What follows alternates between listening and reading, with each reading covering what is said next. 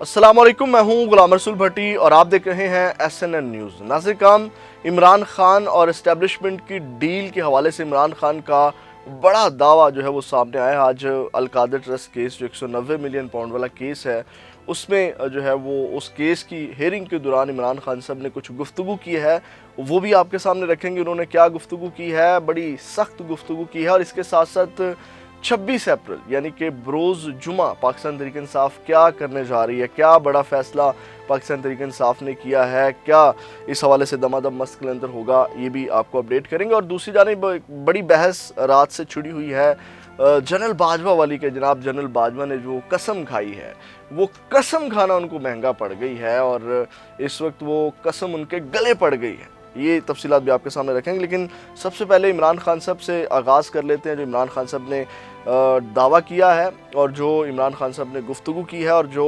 Cipher जो 190 million pound वाला case है उसमें जो क्या पेशरफ्त हुई है, अहम पेशरफ्त हुई है, वो आपके सामने रख देते हैं। नाज़िर काम, सबसे पहले जो 190 मिलियन पाउंड वाला केस है उसमें कोई 21 गवाह हैं, जिसमें 6 गवाहों के बयानात जो हैं वो आज कलमबंद किए गए। टोटल 15 गवाहों के जो जिरा है वो मुकम्मल कर ली गई है, उनके बयानात जो हैं वो कलमबंद कर लिए गए हैं।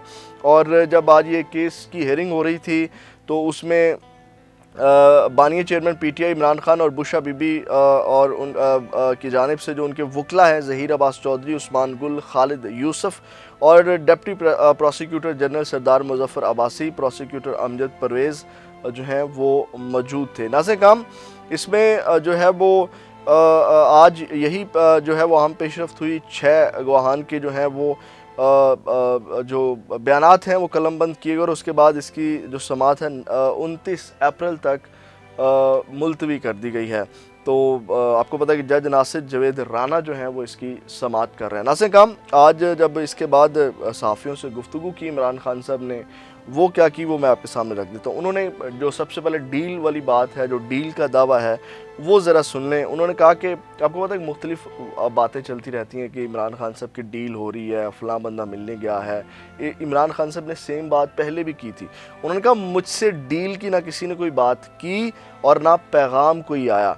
सवाल यह है कि वो मुझसे किस बात पर डील करेंगे। यानी कि इमरान खान साहब ने ये भी बात की है ना, यानी कि इमरान खान साहब तो क्लियर कट हैं, इमरान खान साहब तो यानी कि डील करने के मूड में ही नहीं है ना।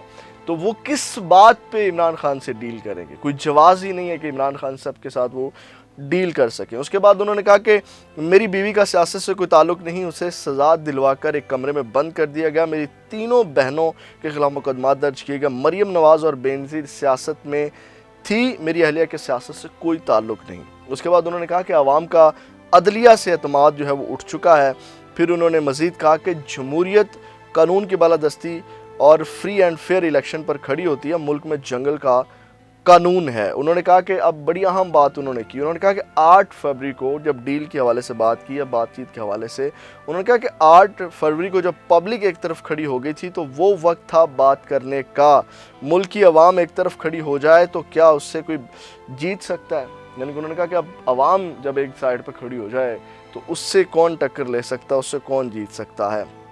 फिर उन्होंने कहा कि अक्टूबर से फरवरी तक इंतखाबात सिर्फ PTI को क्रश करने के लिए मुलतवी किए गए। सुप्रीम कोर्ट में भी हमारी पटिशन इसलिए नहीं सुनी गई क्योंकि वो भी PTI के क्रश होने का इंतज़ार कर रहे थे। आपने देखा किस तरह टाइम बढ़ाया गया। फिर इमरान खान को जब टाइम पीरियड बढ़ा इलेक्शन का, तो उसी टाइम फ्रेम के अंदर जो है वो इमरान खान के गिर्द घेरा तंग किया गया, केसेस में सज़ाएँ सुनाई गई और इमरान खान को जेल के अंदर बंद कर दिया गया। उसके बाद उन्होंने कहा कि पंजाब का ज़िमनी इलेक्शन पुलिस ने लड़ा है। यानी कि जो पंजाब का ज़िमनी इलेक्शन है वो पुलिस ने लड़ा है। यानी कि वो पुलिस को यूज़ करके जो है वो तमाम धांधली वाला जो मामला किया गया। उसके बाद उन्होंने कहा कि पंजाब का ज़िमनी इलेक्शन पहले से प्लान था, ज़िमनी इंतखाबात में पहले ही डब्बे भरे हुए थे। तो ये नाज़िर काम उन्होंने जो है वो बात की, गुफ्तगू की आज। और अब जो 26 अप्रैल को बरोज़ जुमा दमादम मस्त के अंदर पाकिस्तान तहरीक इंसाफ करने जा रही है। और आज मैं देख रहा था कि पाकिस्तान तहरीक इंसाफ के जो इमरान खान साहब के साथ लॉयल कुछ रहनुमा हैं, अब वो जो मैंने एतराज़ भी उठाया था कि इनका जो बयानिया एंटी इस्टेब्लिशमेंट बयानिया है पाकिस्तान तहरीक इंसाफ का, उससे पीछे हटते जा रहे हैं। तो आज मैं देख रहा था, आज दोबारा جو ہے وہ اینٹی اسٹیبلشمنٹ بیانیہ جو ہے وہ دوبارہ جو ہے وہ اس کے اوپر بات کرنا شروع ہو گئے. جیسے حماد اظہر صاحب نے آج بات کی, انہوں نے کہا کہ موجودہ تمام بحران اور کمر توڑ مہنگائی کے ذمہ دار وقت کی اسٹیبلشمنٹ ہے. 6% پر ترقی کرتی عمران خان کو 6% پر ترقی کرتی عمران حکومت کو گرایا گیا اور پھر چن چن کر نالائق اور 2 نمبر نمونے قوم پر مسلط کیے گئے. عدلیہ, پولیس, میڈیا, ہر ادارہ آج ان سے پناہ مانگ رہا ہے. انتخابات اور عوام کے جمہوری حق پر بھی مذاق اڑایا گیا. اس کے بعد انہوں نے وہ اعلان بھی کیا, انہوں نے کہا کہ تحریک انصاف پنجاب کے تمام رکن اسمبلی, ٹکٹ ہولڈرز اور تنظیم جمع ہو کر نماز جمعہ کے بعد یعنی کہ 26 اپریل کو پرامن احتجاج کریں گے. ہر صوبائی حلقوں سے ریلیاں اور جلوس نکلیں گے. آج سے اس احتجاج کی تیاری کے سلسلے میں میٹنگز شروع ہو گئی ہیں اور جن کو عمر ایوب اور میں چیئر کر رہے ہیں. اپنے مقامی نمائندوں سے آپ اپنی ریلی کی تفصیلات حاصل کریں. ناظرین کرام, یہ انہوں نے اعلان کیا ہے. پرامن احتجاج ہر جماعت کا جمہوری رائٹ ہے. اب یہ نکل رہے ہیں, اب دیکھیں 26 اپریل روز جمعہ اسی طرح ان کی ریلیوں کو روکا جاتا ہے یا ان کو احتجاج کرنے دیا جاتا ہے. اب آتے ہیں جنرل باجوہ والی بات کے اوپر. جو جنرل باجوہ نے قسم کھائی کہ جناب وہ جو مجیب الرحمان شامی اور جو محمد مالک صاحب ہیں ایک شادی کے اوپر, انہوں نے کہا کہ میں قبر کی قسم کھا کر کے کہتا ہوں, قرآن کی قسم کھا کر کے کہتا ہوں کہ نہ تو عمران خان کی گورنمنٹ سازش کے تحت گرائی گئی, نہ نواز شریف کو باہر بھجوانے میں میرا کردار. حالانکہ نواز شریف کو باہر بھجوانے کے اوپر پاکستان مسلم لیگ نون جو ہے وہ مان چکی ہے کہ جناب وہ جنرل باجوہ کے ساتھ ڈیل کر کے ہم گئے تھے.